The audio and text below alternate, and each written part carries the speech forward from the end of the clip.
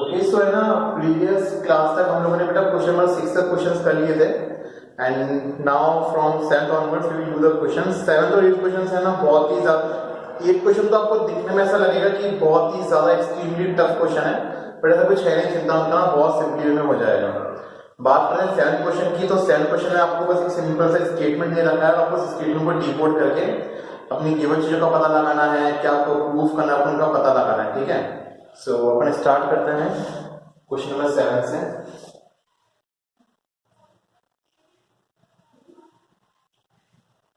तो इसमें आपको बोला कि prove that the sum of the squares of the sides of a rhombus is equal to the sum of the squares of its diagonals. Okay, अब आपको बेटा इसमें रोम्बस दे रखा है,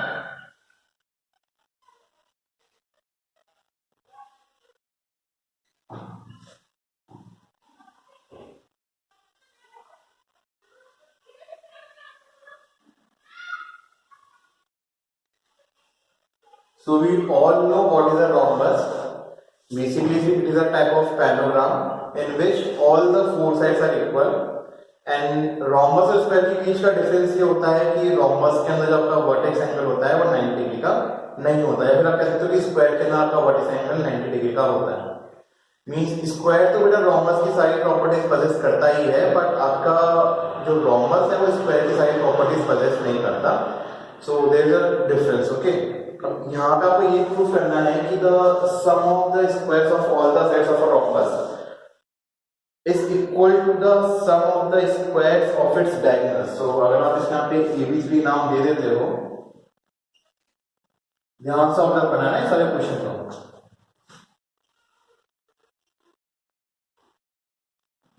आपको प्रूफ करना है that the sum of the squares of all the sides of the rhombus that is AB square plus BC square plus CD square plus BA square. ये जो चारों साइड्स के स्क्वायर का सम है ना, ये डायगोनल्स के स्क्वायर की सम के बराबर होना चाहिए, that is it should be equal to AC square plus BD square. This is you need to prove in this question. अब दोबारा एक बार क्वेश्चन सुन लेना। Prove that the sum of the squares of the sides of the rhombus, the sum of the squares of the sides of the rhombus is equal to the sum of the squares of its diagonals। diagonals आपकी AC और BD है। अब यहाँ पे आपको square share वाले side का, and we know that there is a theorem called Pythagoras theorem which is applicable in right angles triangles, we can use that theorem in this question। लेकिन हमको ये पता होना चाहिए कि हम उसको लगाए कैसे, क्योंकि हमारे पास में राइट एंगल ट्रायंगल होना जरूरी है एंड वर्टेक्स एंगल तो 90 डिग्री का होता ही नहीं स्क्वायर रोम्बस के अंदर, है ना। लेकिन रोम्बस की एक प्रॉपर्टी होती है, वो ये होती है that the diagonals bisect each other perpendicularly. That is कि ये जो आपको यहाँ पे एंगल दिखाई दे रहे हैं, ये एंगल साइड से आपके 90 डिग्री के हैं, तो आपको पहले इसके लिए ये स्टेटमेंट लिखना पड़ेगा, इस चीज का ध्यान रखना। Proof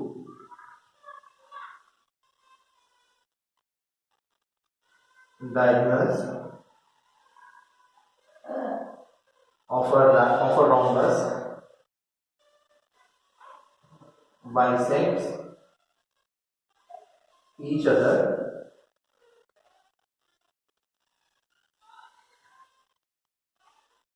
perpendicularly। तो इसका मतलब बेटा ये हो गया कि एंगल तो 90 डिग्री का है ही है, we are again using a word bisect. मतलब ये जो अगर मैं इस पॉइंट पे नाम लेता हूं O, तो ये जो AO है ना, ये CO के बराबर है, जो BO है वो यहाँ पे DO के बराबर है, ठीक है। It means AOD, AOB, BOC, COD, ये चारों ही आपके राइट एंगल ट्रायंगल हैं एंड आपकी जो डायगोनल्स के जो ये पार्ट्स हैं AO CO बराबर है, BO और OD बराबर है। मैं ऐसा नहीं कह रहा कि चारों आपस में बराबर है, चारों आपस में बराबर होता है, ये आपका स्क्वायर बन जाता है, it is not a square, it is just a rhombus, इस चीज का ध्यान रखना। अब आपको बेटा ये प्रूफ करनी है ना, now you get your right angle triangles. अब इसमें आपको कैसे ना कैसे करके क्या निकालना है, एक तो आपको क्या चाहिए, AC square plus BD square चाहिए, सब आपको यहाँ पे चाहिए ना, इसका ध्यान रखना। तो it is now much simpler. अब कैसे ये आपका सिंपल हो चुका है, आपको ध्यान से ऑब्जर्व करना पड़ेगा। आराम से एक ट्रायंगल कोई सा भी ले लो आप चाहो, क्योंकि आपको बेटा ये सब चाहिए ना, आपको AD square, AB square, BC square, CD square, आपको चारों साइड से चाहिए। तो आप इन चारों ट्राइंगल्स को यहाँ पे इजीली कंसिडर कर सकते हो। Okay, so now in triangle AOD,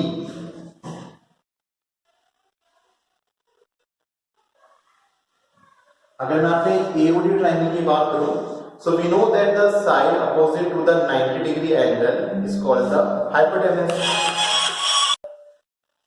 So we will just apply the Pythagoras theorem in the triangle, in the right angle triangle AOD, and हमें पता है 90 डिग्री के सामने साइड आपकी हाइपोटेनस होती है, so you will get AD square will be equal to AO square plus BO square। ठीक है, सिंपली हमारे पास में ये आ जाएगा। अब बेटा इसी तरीके से अगर मैं AOB के अंदर ना पाइथागोरस थ्योरम लगाऊं, तो मैं इसको तो मैं इक्वेशन नंबर 1 नाम दे देता हूं, तो आप चाहो तो बेटा सिमिलरली वर्ड भी यहाँ पे यूज कर सकते हो, और आप लिख सकते हो कि this AB square will be equal to AO square plus BO square,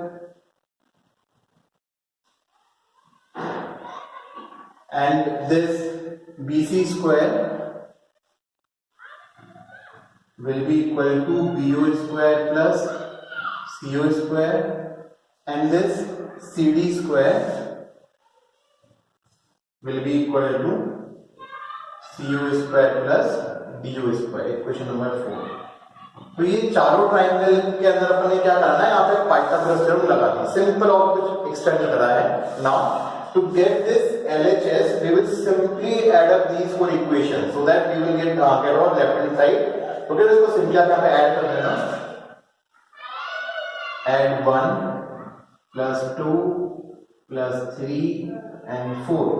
तो लेफ्ट हैंड साइड में आपको क्या मिल जाएगा, AD square plus AB square plus BC square plus CD square ना, वो आपको यहाँ पे मिल ही जाएगा।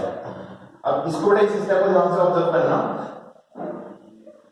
AB square plus BC square plus CD square plus AD square equal to में आपको क्या मिलेगा, देखो यहाँ पे AO स्क्वायर है, DO स्क्वायर है, यहाँ पे भी AO स्क्वायर DO, मतलब आपके पास में कुल मिला के ना कॉमन चीजें आ रही है, कुछ नहीं आ रही है।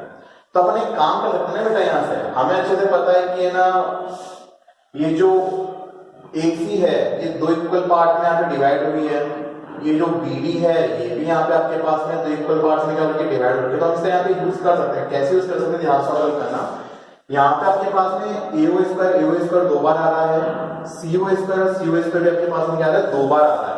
ठीक है, तो अपन एक सिंपल सा काम करते हैं, इसको आप लिख देते हैं ट्वाइस ऑफ AO स्क्वायर, इन दोनों को मिलाकर आप लिख देते हैं ट्वाइस ऑफ CO स्क्वायर। तो ये आपके पास में जाएगा twice of AO square plus twice of CO square. ठीक है, इसी तरीके से बेटा आपके पास में DO स्क्वायर दो बार आ रहा है और आपके पास में BO स्क्वायर भी दो बार आ रहा है, तो हम यहाँ पे लिख देते हैं प्लस का twice of BO square plus twice of DO square, ये हमारे पास में आ चुका है। अब आपको सिंपली बेटा यहाँ पे ना पूरा AC स्क्वायर लेके आना है ना। अब AC स्क्वायर यहाँ पे कैसे ला सकते हो, इसको भी ध्यान से ऑब्जर्व करने की कोशिश करना एक बार। मुझे पता है कि जो CO है ना ये AC का क्या है, हाफ है, this CO is half of AC। In the similar manner ये जो AO आपको यहाँ पे दिखाई दे रहा है ना, ये भी AC का क्या है, हाफ ही है। So we will replace this AO and CO by half of AC, we will replace this BO and DO by half of BD। इसी का ध्यान रखना है बेटा, क्योंकि आपको यहाँ पे बोला गया है कि diagonals of a rhombus bisects each other perpendicularly। भले इसमें यहाँ छोड़ना, पर पहले इस स्टेप पे भी अलग से लिख लेते हैं, but AO equal to CO equal to half of AC and BO equal to DO equal to half of BD।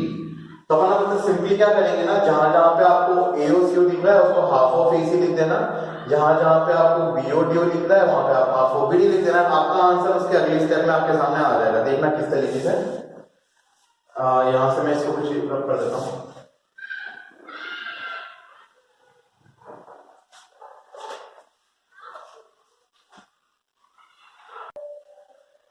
Okay, सो ये तो हमारा LHS तो आपका एवरेज रहने वाला है, दैट इज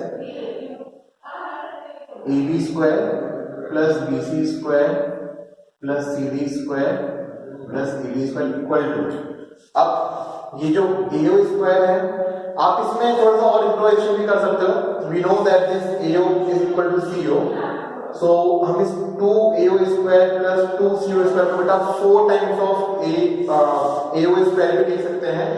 आपके ऊपर डिपेंड करता है कि आप यहाँ पे अगर इंप्रोवाइजेशन करना चाहते हो कि नहीं करना चाहते हो, फिर आप डायरेक्टली इसी सब्स्टिट्यूशन का इस्तेमाल करना चाहते हो। दोनों तरीके से आपके पास में सेम आंसर आएगा, इसमें क्या रिजल्ट कुछ चेंज आने वाला है, रिजल्ट आपके पास में सेम आएगा, ठीक है। तो अभी के लिए अपन इसी चीज का यूज कर लेते हैं। आप चाहो तो इसको थोड़ा और इंप्रोवाइज भी करके ट्राई करना एक बार, ठीक है। सो AO के लिए मैं रिप्लेस करूंगा half of AC। Now here we have AO square, तो हमें इसका स्क्वायर लिखना पड़ेगा, that is AC square upon 4। तो ये मिलेगा 2 into AC square upon 4 plus 2 into AC square upon 4 plus 2 into BD square upon 4 plus 2 into BD square upon 4, क्योंकि हमें स्क्वायरिंग करनी पड़ेगी। अब ये बेटा यहाँ पे 2 से कट जाएगा 2 टाइम्स, ये भी 2 से 2 टाइम्स कट जाएगा, ये चारों स्टेप में यही चीज होगी। अब ये है AC square upon 2 plus AC square upon 2। जब आप दो हाफ चीजों को ऐड करते हो आपको एक कंप्लीट चीज मिल जाती है, तो AC square upon 2 plus AC square upon 2 कितना जाएगा, सिर्फ AC स्क्वायर। इसी तरीके से BD square upon 2 plus BD square upon 2 भी क्या जाएगा, सिर्फ BD square, and you will get the result as AB square plus BC square plus CD square plus AD square will be equal to AC square plus BD square. और यही वो result है जो आपको प्रूव करना था, that the sum of square of the sides of a rhombus is equal to the sum of the squares of its diagonals. So this is how you will do this question, and इतना कुछ tough है नहीं। अगर आप simply का यहाँ पे वो इम्प्रोवाइजेशन कर देते हैं ना, तो होता क्या ना, आपका 4 से 4 कट जाता, तो हाफ हाफ वाली चीज भी आपकी रिमूव हो जाती। बट ये आपके ऊपर डिपेंड करता है, आप ऐसे भी गो थ्रू हो सकते हो इस क्वेश्चन से, एंड ऐसे भी आपका आंसर सेम ही आएगा, आपके आंसर के ऊपर कोई फर्क नहीं आने वाला। So this question is simple. All you need to do is to recall the property of the rhombus, that the diagonals of a rhombus bisect each other at an angle of 90 degree. Then you can easily do this question. Okay? So अच्छे से इसको देख लो, समझ लो। Now question number 8. It is given that in the given figure 6.54, O is the point in the interior of a triangle ABC. So आपको यहाँ पे diagram already given है, अपन इस डायग्राम का यूज करते हुए इस डायग्राम को ड्रॉ करते हैं। तो यहाँ पर ऐसा ट्रायंगल दे रखा है यहाँ पे ABC,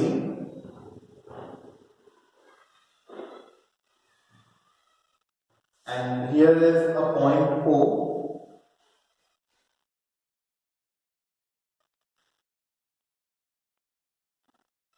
यहाँ पर 90 डिग्री दे रखा है यहाँ पे, this is point O,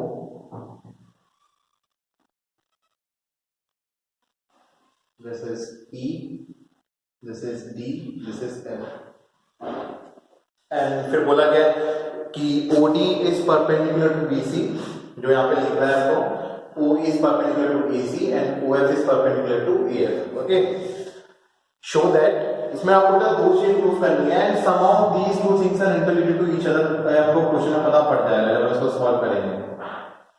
So to prove, first आपको प्रूव करना है, कुछ अजीब सी चीज लिखी हुई है बट आप इसमें घबराना मत। OA square plus OB square plus OC square minus OD square minus OE square minus OF square equal to AF square plus BD square plus CE square, and the next thing is AF square plus BD square plus CE square equal to AE square plus CD square plus BF square. Okay, अब आधे बच्चों को तो है ना इस question को देख के थोड़ी घबराहट होने लग जाती है, क्योंकि घबराहट होने लग जाती है उन्हें ना इतनी सारी चीजें लिखी हुई दिखती है कि सब कुछ ही है इसके अंदर ना, तो आधे बच्चे इसको लेके डरने लग जाते हैं कि क्या हो गया ये। तो इसको मुझे आपको ऐसा घबराना नहीं है, हमें पता पड़ रहा है कि कहीं ना कहीं हमें यहाँ पे पाइथागोरस थ्योरम अप्लाई करनी है, all we need is some right angle triangles, and यहाँ पे मेरे पास में राइट एंगल्स हैं बट मेरे पास में राइट एंगल ट्रायंगल नहीं है। But I can easily make some right angle triangle. And मुझे कैसे पता पड़ेगा कि कंस्ट्रक्शन करना है या नहीं करना है, ये क्वेश्चन में गिवन है, देखना कैसे है। यहाँ पे आपको ओ ए स्क्वायर चाहिए। अब ओ ए स्क्वायर निकालने के लिए ऑब्वियस सी बात है ओ ए को लर्न करना ही पड़ेगा। मुझे ओ बी स्क्वायर भी चाहिए तो मुझे ओ बी को भी लर्न करना पड़ेगा। मुझे ओ सी स्क्वायर चाहिए तो मेरे को ओ सी को भी ज्वाइन करना पड़ेगा। Although you can use some dotted lines, वो आपकी इच्छा है, ठीक है, ताकि आप थोड़ा डिफरेंशिएट कर पाओ चीजों के बीच में। So this is a construction and ये कंस्ट्रक्शन का आइडिया मेरे पास में पहले से नहीं था, जो मेरे को प्रूव करना था उसको देख के मेरे पास में आइडिया आ गया। रिमेनिंग सब कुछ है हमारे पास में, ओडी ओई ओएफ एएफ बीडी सी सारी साइड सब हैं, सिर्फ यही सिंपल सा कंस्ट्रक्शन करना था। अब अभी तक आपके पास में राइट एंगल ट्रायंगल की कमी पड़ रही थी, अब हमारे पास में 1 2 3 4 5 6 राइट एंगल ट्रायंगल्स हैं। इस चीज का ध्यान रखना, क्योंकि अगर ओडी बीसी के परपेंडिकुलर तो ये एंगल भी 90 होगा, ओएफ एबी के परपेंडिकुलर तो ये एंगल भी 90 होगा, ओई एसी के परपेंडिकुलर है तो ये एंगल भी 90 ही होगा। इस चीज का ध्यान रखना, ठीक है। अब अपन अपने प्रूफ की तरफ बढ़ते हैं। इसके अंदर पहले आपको लिखना पड़ेगा कंस्ट्रक्शन के अंदर that join OA, OB and OC। अब बेटा अपन अपना प्रूफ चेक करते हैं आराम से ना। अब सिंपल है, all you need to is to look at the thing which you need to prove। हमें देखो यहाँ पे ना OA स्क्वायर चाहिए, this OA square, we can easily understand this thing कि जो OA है ना ये दोनों 90 के सामने आ रहा है, तो 110% this OA is the hypotenuse। ये OB भी हाइपोटेनस बनने वाली है और ये OC भी हाइपोटेनस ही बनने वाली है, ठीक है। एंड हमें दूसरा क्या क्या चाहिए, OD स्क्वायर चाहिए, हमें OF स्क्वायर चाहिए, OE स्क्वायर भी चाहिए, हमें साथ के साथ में बेटा AF स्क्वायर, BD स्क्वायर और CE स्क्वायर चाहिए। अब जिन जिन ट्रायंगल्स में ये साइड आ रही हैं उन ट्रायंगल्स को ले लो, दैट्स इट। आपको विजुअलाइज तो करना है, मैं आपको नहीं करके आपको एक फॉर्मूला करना है, आपको बस इतना देखना है कि कौन से ट्रायंगल में रिक्वायर्ड डिजायर्ड साइड्स आ रही हैं तो उस ट्रायंगल को ले लो, जिसमें नहीं आ रही उस ट्रायंगल को मारो, वो सिंपल सी चीज है। अब OA OB OC ये तो 6 के 6 ट्रायंगल में आपको कॉमन मिल ही जाएगी, इन दोनों में कॉमन, इन दोनों में कॉमन, इन दोनों में कॉमन, तो उनको तो अपन को कोई इशू है ही नहीं। हमें OF OE OD सब में आपको मिलनी मिलेगी क्योंकि 90 डिग्री बनानी है। बची क्या, AF। अब AF के लिए मुझे ट्रायंगल कौन सा लेना पड़ेगा, ट्रायंगल AFO, ठीक है। सो मैं पहले लूंगा ट्रायंगल AFO।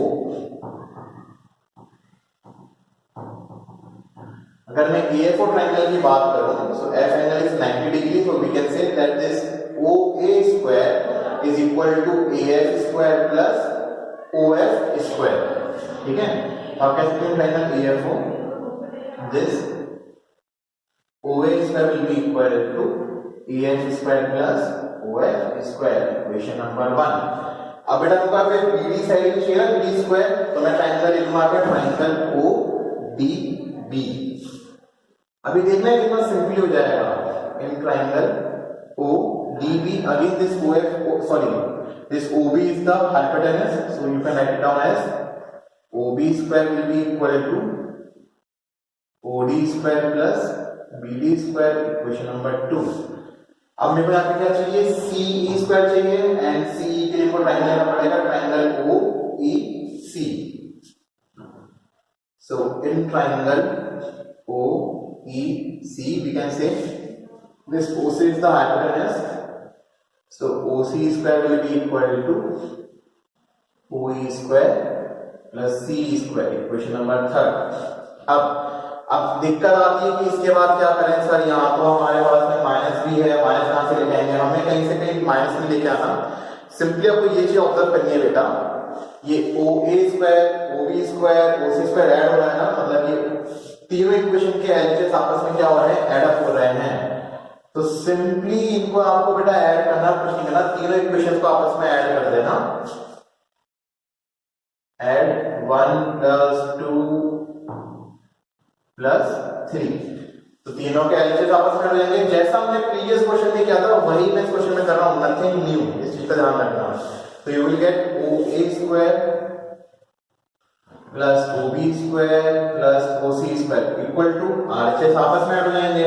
आपका यहाँ पे क्या मिलेगा, AF square plus O F square plus O D square plus B D square plus O E square plus C E square. ठीक है, यहाँ पे तो हम पहुंच गए, बट अभी भी हमको माइनस किया ना। तो बेटा आप अगर ध्यान से ऑब्जर्व करोगे तो आपको यहाँ पे क्या दिखाई देगा कि अगर मैं ओ डी स्क्वायर को यहाँ ट्रांसपोज करूंगा तो वो माइनस का हो जाएगा, मैं ओ ई स्क्वायर को ट्रांसपोज करूंगा तो वो भी माइनस का हो जाएगा, और अगर मैं ओ एफ स्क्वायर को भी ट्रांसपोज करूंगा तो वो भी माइनस का हो जाएगा।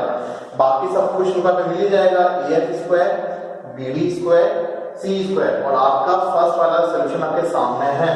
तो अगर आप यहाँ पे ट्रांसपोज करें तो आपको यहाँ पे क्या मिलेगा, O A square plus O B square plus O C square minus O D square minus O E square minus O F square is equal to A F square plus B D square plus C square. तो आ तो गया आपका first वाला proof आपके सामने है। हमने सिंपली क्या करा, कंस्ट्रक्शन करा, क्योंकि हमें यहाँ पे क्वेश्चन में ये दिख रहे थे ओ ए ओ बी ओ सी। हमने हमारे जो राइट एंगल ट्राइंगल्स थे, जो हमारे यहाँ पे रिक्वायर्ड ट्राइंगल्स थे, हमने उनको चूज करा किस बिहाफ पे, ए एफ बी डी और सी के बिहाफ पे। हमने सिंपली पाइथागोरस से मिला करके ऐड करा, तीन चीजों पर तीन टर्म्स पर ट्रांसपोज करा और हमारा आंसर हमारे सामने आ गया। तो ये दिखने में भयानक है, बट ये क्वेश्चन इतना हार्ड है नहीं अभी तक तो, एटलीस्ट, है ना। तो this is the first part and this is how you can do it. Okay, now moving to the second part that हमको प्रूव करना है A F square plus B D square plus C square is equal to A square plus C D square plus B F square. अब पता है ये भी बहुत simple है, देखना कैसे। जो हमारा फर्स्ट प्रूफ था, जो हमने यहाँ पे प्रूफ किया था, हम यहाँ पे ना इसकी यहाँ पे यूज लेने की कोशिश करते हैं। अपन इसके यहाँ पे कैसे ले सकते हैं, ध्यान से ऑब्जर्व करना, ठीक है। नाउ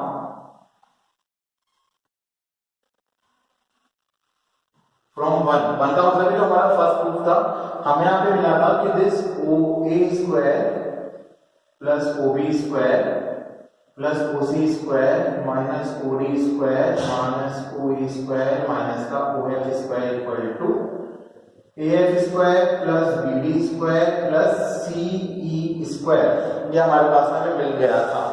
अब बेटा अगर आप इसको ध्यान से ऑब्जर्व करोगे ना, सेकंड वाले पार्ट में जो आपको एलएचएस चाहिए ना, वो ऑलरेडी यहाँ पे है, A F square plus B D square plus C square. तो फर्स्ट वाले प्रूफ का अपन इससे बेस्ट क्या यूज कर सकते हैं, हमारे पास में ऑलरेडी एक साइड ऑलरेडी मिल चुकी है। ये जो यहाँ पे दिख रहा है ना, इसको थोड़ा सा यहाँ पे अरेंज करना पड़ेगा, हमारा आंसर कहीं से आ जाएगा। कैसे, ध्यान से ऑब्जर्व करना एक बार के लिए। देखो, मुझे ए ई स्क्वायर चाहिए, मुझे सी डी स्क्वायर चाहिए, और मेरे को यहाँ पे बी एफ स्क्वायर चाहिए। अगर आप यहाँ पे ध्यान से ऑब्जर्व करोगे ए ई स्क्वायर के बारे में, तो आपको जैसे पता है, मैं ना सिंपली यहाँ पे बेटा इस ट्राइंगल की बात कर रहा हूँ, ठीक है ना, ट्राइंगल ए ई ओ की, दैट इन ट्राइंगल ए ई ओ। मुझे जैसे पता है कि एंगल ई क्या आपका 90 डिग्री का है, तो आप यहाँ पे कह सकते हो कि this O A square will be equal to O E square plus A square. अगर मैं ओ ई स्क्वायर को यहाँ पे ट्रांसपोज करूंगा तो मुझे यहाँ पे क्या मिलेगा, O A square minus O E square is equal to A E square. अब इसको ध्यान से देखना बेटा, मेरे पास यहाँ पे ओ ए स्क्वायर हुआ, मेरे पास में माइनस का ओ ई स्क्वायर भी है, तो मैं directly O A square minus O E square को क्या लिख सकता हूं, ए ई स्क्वायर लिख सकता हूं। इसी तरीके से सिमिलरली इन ट्राइंगल, अब मुझे बेटा सेकंड चीज क्या चाहिए, यहाँ पे सी डी स्क्वायर चाहिए ना, तो सी डी स्क्वायर के लिए मैं ट्राइंगल कौन सा ले लूंगा, O D C. In triangle O D C हमें पता है कि this O C square will be equal to O D square plus C D square. अगर मैंने ओ डी स्क्वायर को यहाँ पे ट्रांसपोज किया तो मुझे यहाँ पे क्या मिलेगा, O C square minus O D square is equal to C D square. बेटा मेरे पास में यहाँ पे ओ सी स्क्वायर भी है, मेरे पास में यहाँ पे ओ डी स्क्वायर भी है, तो मैं इस O C square minus O D square को क्या लिख सकता हूँ, सी डी स्क्वायर लिख सकता हूँ। ऊपर में क्या कर सकता हूँ बेटा, इस ओ A square minus O E square को क्या लिख सकता हूँ, ए स्क्वायर लिख सकता हूं। इसे एक जगह बचा क्या मेरे पास में, ओ बी स्क्वायर और ओ एफ स्क्वायर। मेरे को चाहिए क्या, मुझे यहाँ पे बी एफ स्क्वायर चाहिए, तो बी एफ स्क्वायर के लिए मैं ट्राइंगल ले लूंगा, triangle O F B. In triangle O F B मुझे अच्छे से पता है बेटा कि दिस ओ बी स्क्वायर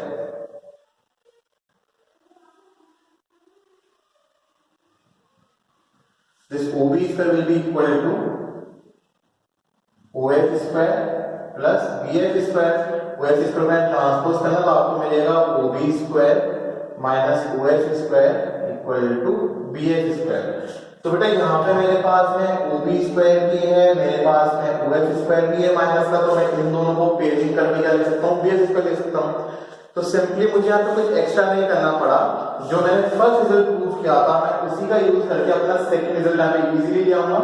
तो आप इधर इसको आपने जो भी क्वेश्चन मार्क कर लिया मुझे नहीं पता, मैं शायद मैं क्वेश्चन मार्क कर नहीं थी, आप इसको इक्वेशन नंबर 4 नाम दे देना बेटा, और यहाँ लिख देना फ्रॉम फर्स्ट रिजल्ट, क्योंकि आपसे हमेशा इक्वेशन मार्क कर लेनी थी ना, फ्रॉम फर्स्ट रिजल्ट, और इसमें आप इक्वेशन नंबर 4 नाम दे देना। So this is equation number 4। आप बेटा सेकंड इसको इक्वेशन नंबर 5 नाम दे देना, this is equation number 6 and this is equation number 7। अब सिंपली हमें क्या करना है ना, अगर इसमें लिखना क्या करना, 5th 6th और 7th इक्वेशन को ध्यान में रखोगे तब अच्छे से पता पड़ेगा कि जो ये OA square minus OE square है ना, हम लोग क्या लिख सकते हैं बेटा, A स्क्वायर लिख सकते हैं। तो ये आपका बन जाएगा, आपको इधर लिखना पड़ेगा that from 5th 6th and 7th equation 4 becomes, ठीक है, ये क्या बन जाएगी बेटा, OA square minus OE square, यहाँ पे क्या बन जाएगा, AE square plus this OC square minus OD square आपका क्या बन जाएगा, CD square plus this OB square minus OF square आपका क्या बन जाएगा, BF स्क्वायर इक्वल्स टू, हम लोगों ने हमारे आर्चेस को डिस्कस कराई नहीं, तो आपको किताब पहले से रहेगा, that is AF square plus BD square plus CE square. So this is the desired result जो आपको यहाँ पे सेकेंड पार्ट में क्या करना था, प्रूव करना था। अब अगर ध्यान से ऑब्जर्व करोगे ना, तो हमने हमारे फर्स्ट वाले रिजल्ट का ही यहाँ पे यूज करा है हमारे सेकेंड वाले रिजल्ट को प्रूव करने के लिए। ओके, अब होता क्या है ना, क्योंकि इसकी लैंग्वेज को पढ़ के बच्चों को ऐसा लगता है कि कुछ बहुत डिफिकल्ट है, कि इसमें इतनी सारी चीजें हमें प्रूव करनी, बट ये क्वेश्चन इतना हार्ड है नहीं। Although these two question are so much important, but ये इतने डिफिकल्ट नहीं है। आप इजीली, अगर आपको पाइथागोरस थ्योरम के बारे में आइडिया है, आप अच्छे से क्वेश्चन को ऑब्जर्व कर सकते हो। If you are a good observer, आप अच्छे से उसको समझ सकते हो, तब आप ये भी पता लगा लोगे, आप आराम से ये फिगर आउट कर लोगे कि आप किस तरीके से हमें अपने डिजायर्ड रिजल्ट तक यहाँ पे पहुंच सकते हो। Okay, so this is how you will do question number 7 and 8 and mark these questions important, क्योंकि आपको पता पड़ ही चुका है इनका प्रूफ देख के कि ये कितने इंपॉर्टेंट, ठीक है। और अच्छे से वो करने की कोशिश करना। We will meet in next class.